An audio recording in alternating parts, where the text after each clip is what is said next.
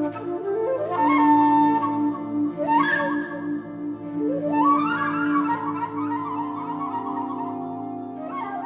name is Sean O'Neill. Welcome to Music Matters, a new Kraków-based music-focused and inspired podcast series.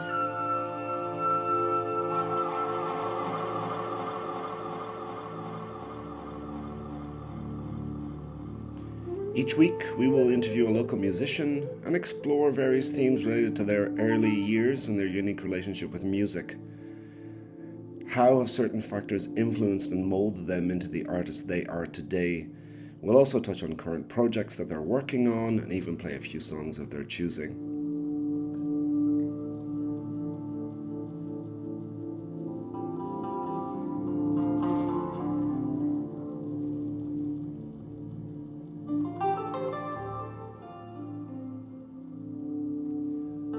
My co-host this week is fellow podcast maker and guitar player 𝗏𝗏 and our guest is 𝗃𝘁𝗵, who's been living in Krakow for 5 years and originally hails from the distant shores of Cape Town in South Africa. He's a full-time professional musician, alt saxophonist, flautist, and he's involved in a plethora of projects here on the local scene in Krakow, including the Afrobeat 𝗘𝗁𝗚𝗀-inspired Afronauts, which we will talk more about later. Ethan, welcome. Thank you so much, Sean. Great to be on your first podcast. Great to have you. Yeah. Ethan, you were born the year the Berlin Wall fell, and a year after Mandela, a year before Mandela was released from Robben Island, from prison, which makes me feel extremely old. Tell us a little something about growing up in South Africa in the 90s and early 2000s. Well, interestingly enough, Mandela was actually released on my first birthday. Wow. Yeah, it's a little thing I say to get brownie points for people. Coincidence? So, well, growing up in the 90s and the early 2000s, well, South Africa was definitely in a state of redefining and reforming and trying to figure out what the way forward would be for the country.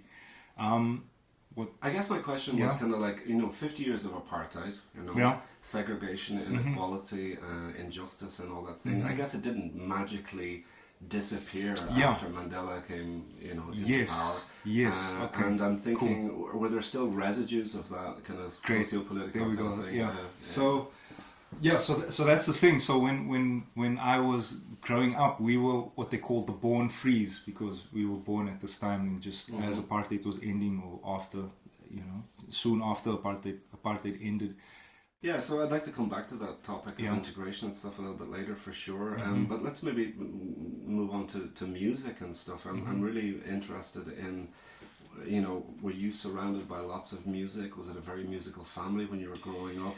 Your parents, your relatives, were they listening to music at home? What were they listening to, and what were your first kind of experiences? Yeah, so there aren't any other musicians in my family, interestingly enough. Quite the opposite, particularly on my dad's side of the family. They're very like left-brained kind of people, so you can imagine how excited they were when I told them I wanted to be a musician, right?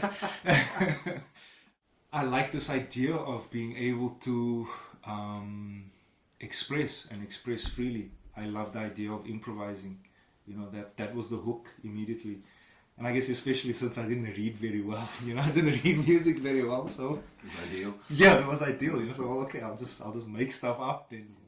Ethan, 5 years ago you moved to Krakow. Can you tell me a little bit about that process and how that came about and the inspiration behind it to come to the wilds of Northern Europe? Yeah.